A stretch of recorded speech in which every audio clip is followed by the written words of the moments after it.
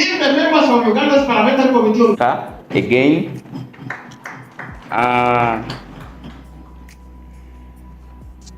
Right Honorable, this is a committee of Parliament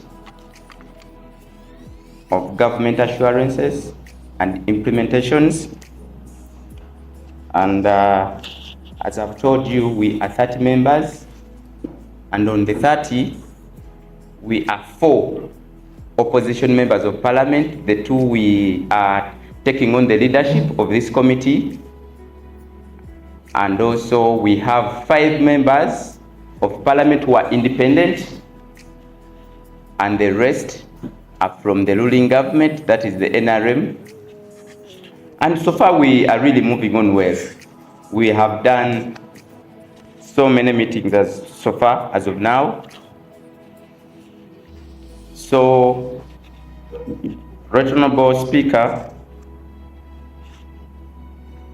once again we are deeply grateful that with all that the work you have and the demanding schedule, you have carved out time to grace this induction. Your presence here today is not just a gesture of protocol, it is a profound demonstration of your commitment to the strengthening of parliamentary oversight and preservation of public trust and in our democratic institution. This induction marks the beginning of a crucial journey for all of us, honorable members. I also want to welcome colleagues, honorable members of this committee once again. We have entrusted with a constitutional mandate, and this induction marks the official commencement of the corrective journey toward ensuring accountability, transparency, and more so, public trust. The mandate of this committee, Right Honorable Speaker, this is a committee on government assurances and implementations. This sits at the very heart of Parliament's oversight function. Our citizens often look at Parliament as a place of vibrant debate, but our true value to the voter lies in ensuring that the promises made during the debates we have in Parliament are real and really make tangible actions. Every assurance and declaration is an undertaking given by the executive on the floor of the House. It is a debt we owe to the public. So it is our sacred duty to correct that debt. Right Honorable Deputy Speaker, the Committee on Government Assurances and Implementation occupies a very unique and critical position in that aspect of Parliament oversight, and our primary responsibility is to serve the custodian of government promises, with ministers stand on the floor of Parliament and give assurances and undertakings to the citizens of this country, and it is in this committee's duty to track, monitor, evaluate the fulfillment of the promises, and we are the bridge between the executive pronouncements and actual implementations on the ground.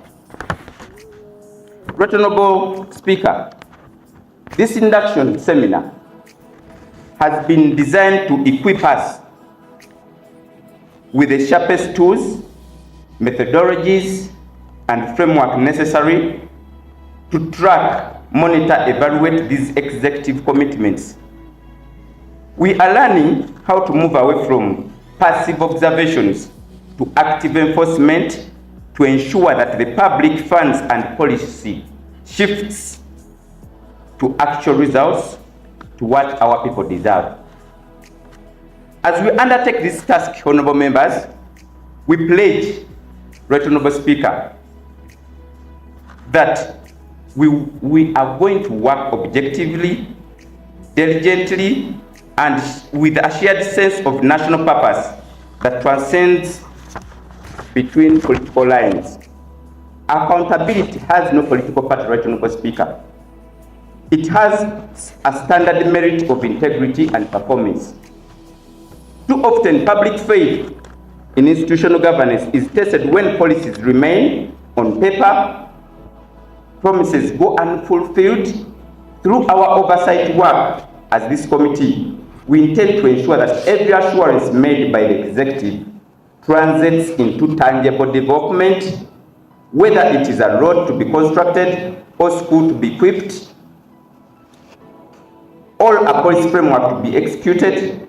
This induction workshop has been meticulously designed to equip us with the necessary legislative tools, tracking methodologies, and field verification techniques to perform this duty effectively.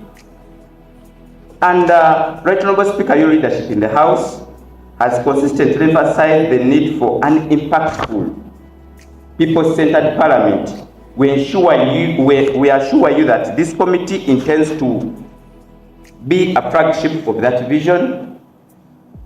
We will look towards your office for the continued guidance, institutional support, and protection as we execute this oversight role.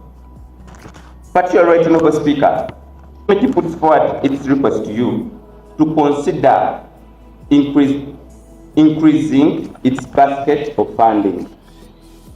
You will know that we do oversight across almost at all sectors of government. But when you look at the funding of the different committees, we are among those committees that are underfunded. And since, as the Right Honorable Speaker, you promised that at least all the money will get back to the committees. This committee previously, before I joined Parliament, it was one of the most active committees. Until it becomes as active as it's supposed to be, trust me, we shall be able to have services to our people. Because I've tried to look through the compendium of assurances, there are over 230 so far that we have to handle as this committee, and that means oversight. And when we talk about the increase of the budget of this committee, we do not only talk about travel abroad, no, we want to travel inland to make sure that we do oversight in almost all the sectors of government, in health, in the road sector, and many others, to ensure that services go to the people. I will humbly request you, Right Honorable Speaker, in the next budget cycle, so that that matter is handled. And Right Honorable Speaker, I'll let you know that among the challenges we have in this committee, I would wish to address this to you publicly so that even the members who have not been able to attend find this out there. The problem of attendance of members. It is crucial. We are about 30 members right here in this committee. We are supposed to be 30. It is unfortunate that we are not even half that number. And that's what happens in the committees. And we have the known culprits that have not attended at all in this committee.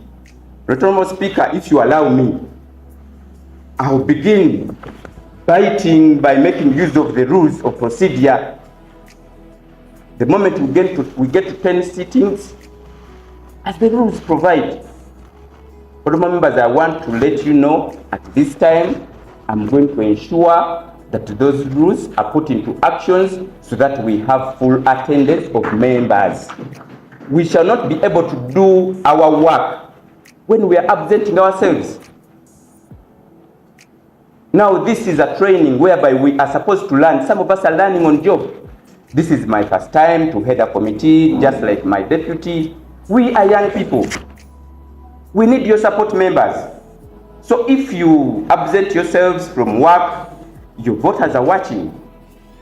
This is a very crucial duty that we must undertake to make sure that Ugandans receive the services that have been promised by government. Many promises have been made, especially during the budget speech. Many speeches are made, but they don't turn into tangible results. So this committee has a core duty to make sure that that is put into action. And we can only do that when we have that collective effort, when we do work together as one. Right Honorable Speaker, members have been having concerns. Why is this committee headed by the opposition? And more so, Zaake is the chairperson of that committee. And I'm glad that some members have come to appreciate that. How they perceive the Zaake they know out there is actually very different when it comes to administration. So I'll let you know, members, please, let us try to come up with units to work as one and also to talk to each other. Do not fear me. Let those members who are not attending to come to this committee. I will not treat them badly. Just like some used to treat me, for me I will not do the same. So with that, Right Honorable Speaker, I need to take this singular honor to invite you to talk to us in this training and induction. Attendance of committee meetings, Chairman. The power I have when I'm chairing your house is the power you have when you're chairing your committee. Please use it.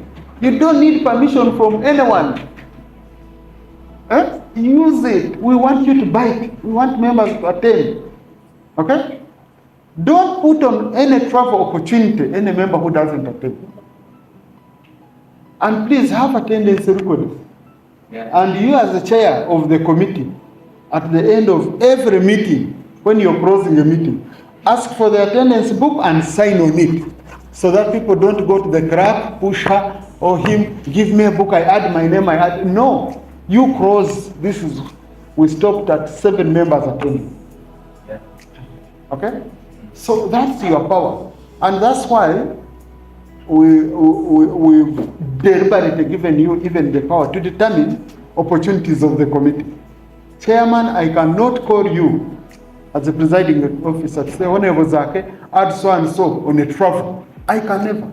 I want you to be the one to determine with the committee, so that you can have a certain carrot, the way the rules have given you speak, so that you balance your committee very well. So we count on you. We count on you to help us revamp the image of Parliament. We count on you to, as a committee, to help us regain the trust of the people and make the government accountable in a professional manner. I thank you.